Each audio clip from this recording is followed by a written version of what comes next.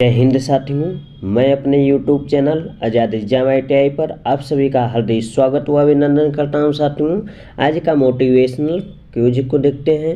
अगर आप जिद्दी हो तो आप अपने हर सपनों को सच्चाई में बदल सकते हो।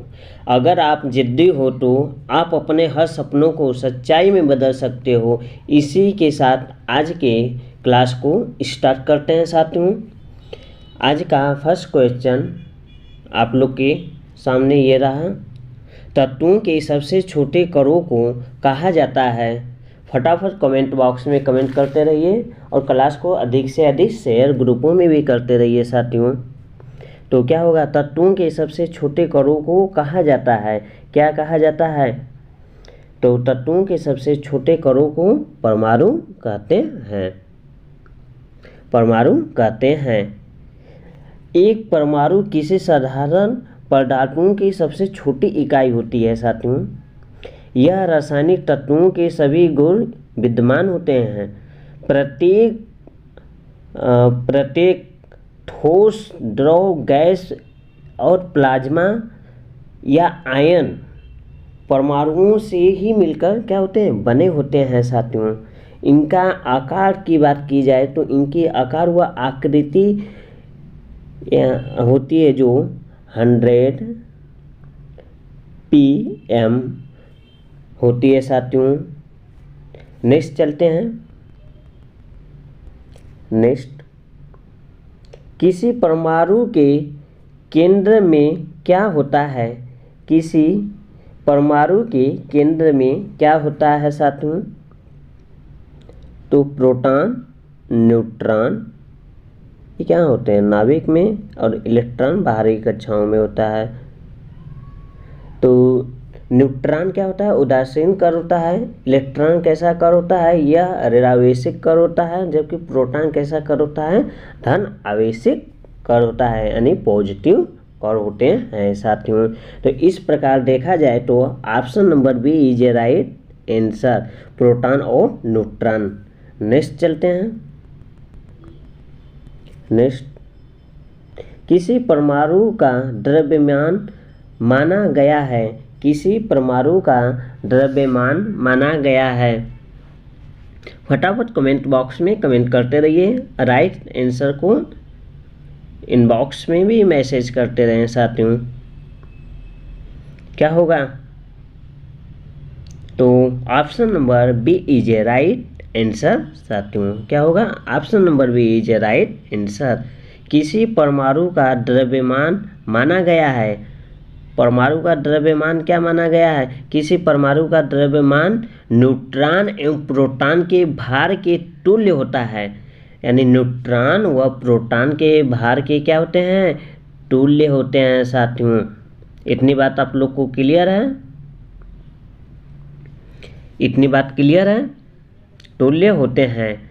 जबकि परमाणु क्रमांक प्रोटॉन और इलेक्ट्रॉन की संख्या के क्या होते हैं? तुल्य होते हैं। इस प्रकार से देखा जाए तो option number B is a right answer हो जाते हैं। साथियों, नेक्स्ट चलते हैं। नेक्स्ट, प्रोटॉन पर उपस्थित आवेश होता है। फटाफट कमेंट बॉक्स में कमेंट करते रहिए। अधिकांश साथियों के राइट आंसर आने लगे हैं। बहुत सही। कैसा कण होता है? तो धनावेशित कण होता है। धनावेशित यानी पॉजिटिव कण होता है। साथियों, option number D is a right answer. Next चलते हैं। न्यूट्रॉन पर आवेश होता है। न्यूट्रॉन पर आवेश होता है। कौन सा आवेश होता है? अभी हमने बताया है न्यूट्रॉन कैसे कण होते हैं। इलेक्ट्रॉन, देखिए प्रोटॉन पर जो भी होगा प्लस होगा, न्यूट्रॉन और इलेक्ट्रॉन पर माइनस होते हैं। तो न्यूट्रॉन कैसा कण है? यह उदासीन कण है। इस प्रकार से देखा जाए तो option number A is a right answer हो जाते हैं। साथियों, न्यूट्रॉन जो होते हैं शून्य होते हैं, यानी उदासीन कण होते हैं। नेक्स्ट चलते हैं। यदि दो समान आवेशों की दूरी दोगुनी हो जाए तो दोनों आवेशों के मध्य लगने वाला जो बल होता है का गुना हो जाता है। कितने गुने के बराबर हो जाते हैं? फटाफट कमेंट बॉक्स में कमेंट करते रहिए। चलिए देखते हैं फॉर्मेट के हिसाब से। तो कूलाम का जो नियम है साथियों, हमें कूलाम के नियम से एक नियम से पता चलता है साथियों कि किन्हीं दो स्थिर बिंदु आवेश के बीच लगने वाला विद्युत बल आवेशों के परिणामों के गुणनफल के समानुपाती तथा उनके बीच की दूरी के वर्ग के विक्रमानुपाती होता है साथियों। ये कूलाम के नियम है साथियों। आप लोग थ्योरी अच्छे से पढ़े होंगे तो ये नियम आपको याद होगा साथियों। किसी दो स्थिर बिंदुओं के बीच लगने वाला वैद्युत बल आवेशों के परिणामों के गुणनफल के समानुपाती तथा उनके बीच की दूरी के वर्ग के विक्रमानुपाती होता है साथियों। तो F इक्वल के Q1 Q2 upon R square equal 1/4 pi epsilon not into Q1 Q2 upon R square. इतनी बात क्लियर है साथियों। इसके बाद आगे की प्रोसेस देखते हैं साथियों। स्लाइड छोटे होने से के कारण इसको रिमूव किया गया है साथियों। इसके बाद नेक्स्ट आता है F proportional 1/R square. F proportional 1/R कितना 2 गुनी कर रहा है तो साथियों 2 का स्क्वायर किया जाएगा तो F इक्वल कितना हो जाएगा 1/4। तो कितने गुना हो जाएंगे साथियों? तो 4 घट जाएंगे साथियों। तो यानी option number D is a right answer साथियों। नेक्स्ट चलते हैं साथियों। नेक्स्ट, प्रोटॉन को अन्य प्रोटॉन के निकट लाए जाने पर होते हैं। फटाफट कमेंट बॉक्स में कमेंट करते रहिए साथियों। देखिए, जब दो प्रोटॉन निकट लाए जाते हैं तो उसमें क्या होता है? स्टैटिक ऊर्जा में वृद्धि होती है साथियों। जैसे दो मैग्नेट की बात नहीं करेंगे साथियों। जब दो प्रोटॉन निकट लाए जाते हैं तो उनमें स्टैटिक ऊर्जा में क्या होता है? वृद्धि होती है, क्योंकि कार्य कैसा होता है? प्रतिकर्षण होता है साथियों। बल के विपरीत किया गया है, जबकि एक प्रोटॉन एवं एक इलेक्ट्रॉन को समीप लाया जाता है तो स्टैटिक ऊर्जा में कमी होती है। इसलिए कार्य उन दोनों के मध्य गुरुत्वाकर्षण बल से हुआ है साथियों। देखिए, जैसे मैग्नेट की बात कर लेते हैं यहाँ पर हल्का सा साथियों। ये दो मैग्नेट हो गए साथियों। इनका प्लस ध्रुव और इनका माइनस ध्रुव हो गया साथियों। तो ये क्या करेंगे? आपस में आकर्षित करेंगे। यहीं पर यदि दोनों माइनस होते हैं तो ये एक दूसरे को क्या करता है साथियों? प्रतिकर्षित करता है साथियों। इतनी बात क्लियर है। तो इस प्रकार से देखा जाए साथियों तो option number B is right answer हो जाते हैं। स्थिर ऊर्जा में वृद्धि होती है साथियों। नेक्स्ट चलते हैं। विद्युत उदासीन परमाणुओं के बारे में इनमें से कौन सा सत्य है?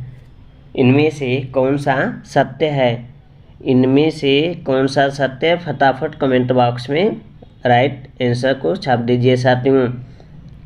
इनमें प्रोटॉनों और इलेक्ट्रॉनों की संख्या बराबर होती है। फर्स्ट, इनमें प्रोटॉनों और इलेक्ट्रॉनों की संख्या बराबर होती है। इनमें प्रोटॉनों और इलेक्ट्रॉनों की संख्या बराबर होती है। इनमें प्रोटॉनों और न्यूट्रॉनों की संख्या बराबर होती है। तो क्या होता है इसमें? इनमें प्रोटॉन और इलेक्ट्रॉनों की संख्या क्या होती है? जो होती है बराबर होती है साथियों। इस प्रकार से देखा जाए तो right answer option number B is right answer हो जाते हैं साथियों। नेक्स्ट चलते हैं।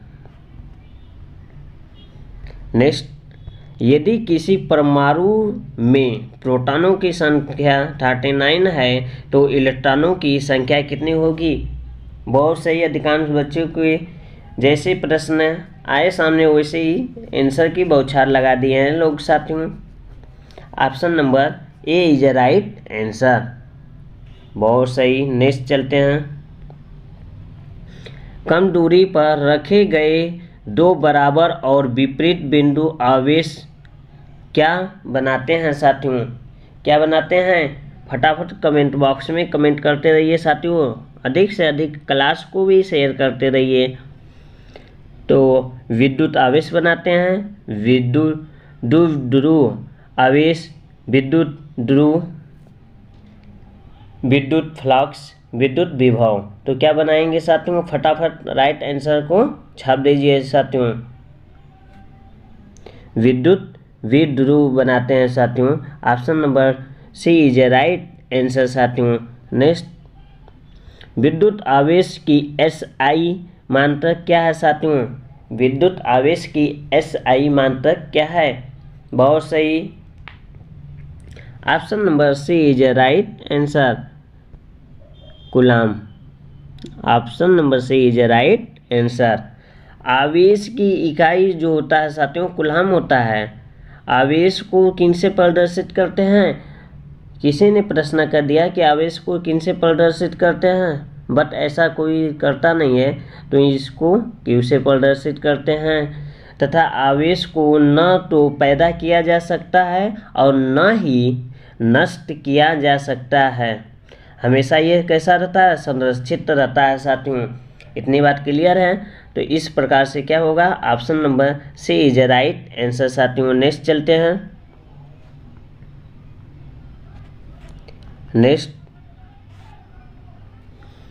धनात्मक विद्युत से आवेशित होने वाले आयनों को क्या कहते हैं? धनात्मक विद्युत से आवेशित होने वाले आयनों को क्या कहते हैं साथियों? बहुत सही। क्लास को अधिक से अधिक ग्रुपों में शेयर करते रहें। क्या होता है? तो धनायन होता है साथियों। बहुत सही। धनात्मक विद्युत से आवेशित होने वाले आयनों को धनायन कहते हैं। Right answer option number B is right answer हो जाते हैं। धनात्मक विद्युत से आवेशित होने वाले आयनों को क्या कहते हैं? धनायन कहते हैं। ऋणायन विद्युत से आवेशित होने वाले आयनों को ऋणायन कहते हैं। एवं आवेश रहित आयनों को उदासीन कहते हैं। आवेश रहित आयनों को क्या कहेंगे? उदासीन कहेंगे। धनावेश विद्युत आवेशित रहित को धनावेश कहेंगे। ऋणावेश यानी ऋणात्मक विद्युत रहित आवेश को ऋणावेश कहेंगे। धनात्मक विद्युत आवेश रहित को धनायन कहेंगे।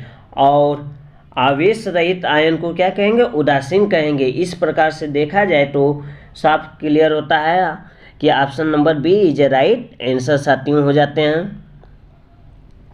हाँ, थ्योरी की भी क्लास चलाई जाएगी साथियों। द्रव में उत्पन्न स्टैटिक आवेश रहता है।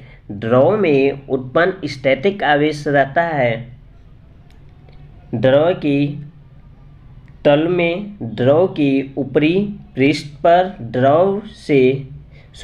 द्रव में समान रूप से वितरित द्रव के आयन के केंद्र में और नेक्स्ट ए और बी दोनों। तो क्या होते हैं? द्रव में उत्पन्न स्टैटिक आवेश द्रव के ऊपरी पृष्ठ पर रहता है यदि द्रव आवेश ही प्रवाह का कारण होता है।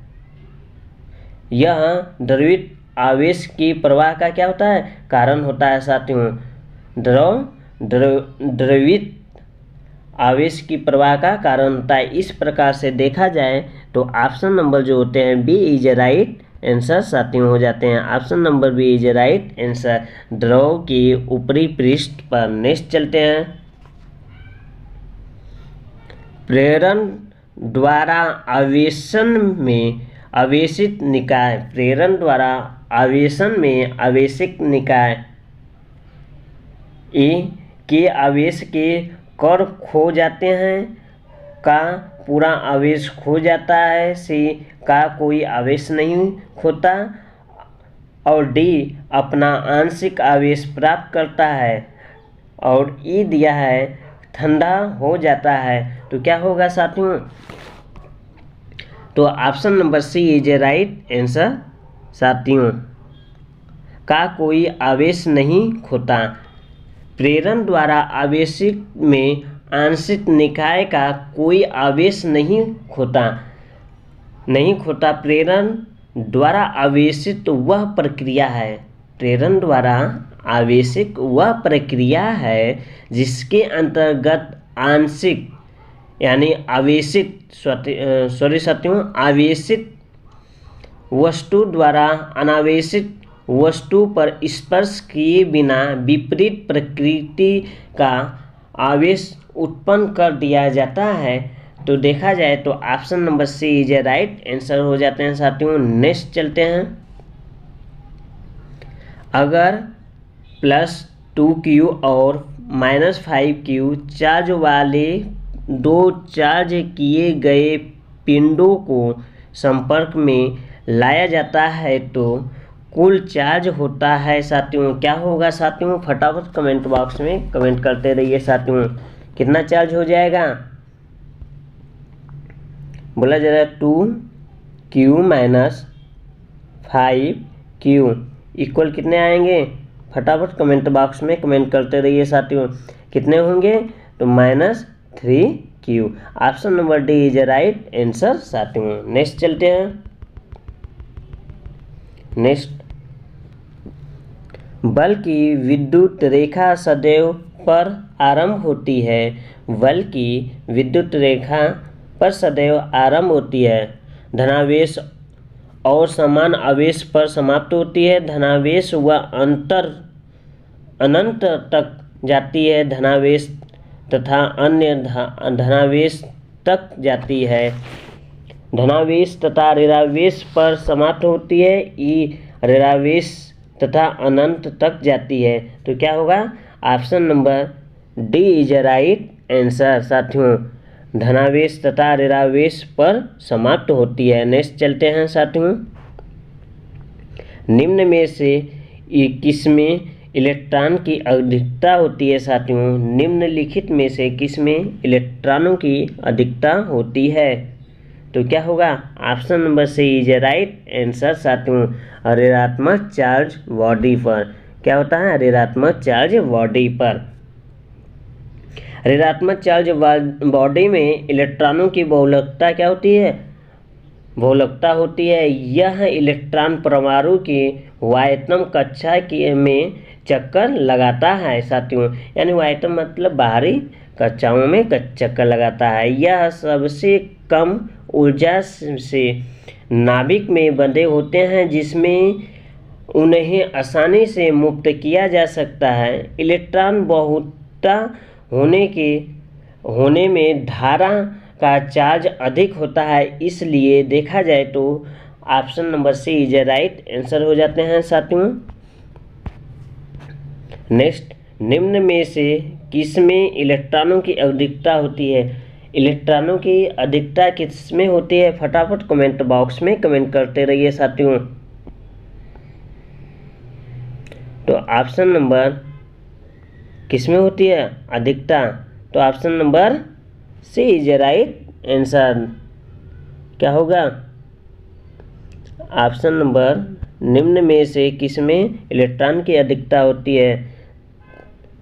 किसमें होगी? Option number C is right answer. Next चलते हैं। हाथ से हाथ में प्रवाहित होने वाले करंट कहलाते हैं। हाथ से हाथ में प्रवाहित होने वाले करंट क्या कहलाते हैं? तो क्या कहलाएंगे? स्पर्श विभव। हाथ से हाथ में प्रवाहित होने वाले करंट कहलाते हैं स्पर्श विभव साथियों। स्पर्श विभव। यह स्थैतिक आवेश को स्थानांतरित नहीं करता है साथियों। इस प्रकार से option number B is a right answer. Next,